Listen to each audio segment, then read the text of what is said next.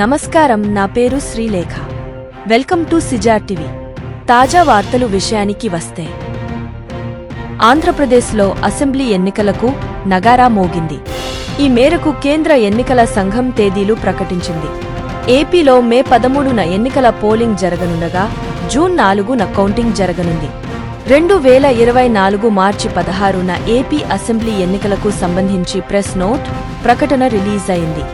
April 18న అధికారిక notification విడుదల కానుంది. నామినేషన్ల స్వీకరణకు ఏప్రిల్ 15 చివరి తేదీగా నిర్ణయించారు. ఏప్రిల్ 26న నామినేషన్ల స్క్రూనిటీ జరగనుంది. అభ్యర్థుల ఉపసంహరణకు గడువు ఏప్రిల్ 29గా ప్రకటించింది. అసెంబ్లీ ఎన్నికలతో పాటు సార్వత్రిక ఎన్నికలకు సైతం తేదీలు ఖరారయ్యాయి. ఎలక్షన్ షెడ్యూల్ రావడంతో నేటి నుంచే ఎలక్షన్ కోడ్ అమల్లోకి వచ్చింది. ప్రభుత్వ అధికారిక కార్యక్రమాలకు ఈ కోడ్ వర్తించనుంది.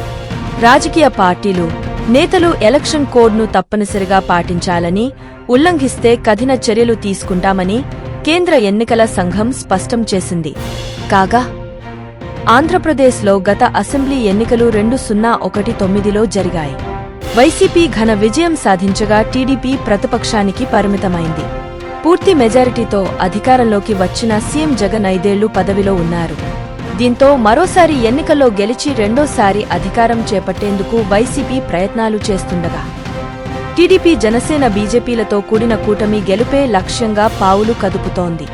ఫలితంగా ఈ ఏడాది జరిగే ఆంధ్రప్రదేశ్ శాసనసభ ఎన్నికలు వాడి వేడిగా సాగనున్నాయి. మరొక తాజా వార్తలతో మీ ముందుకు మళ్లీ వస్తాను.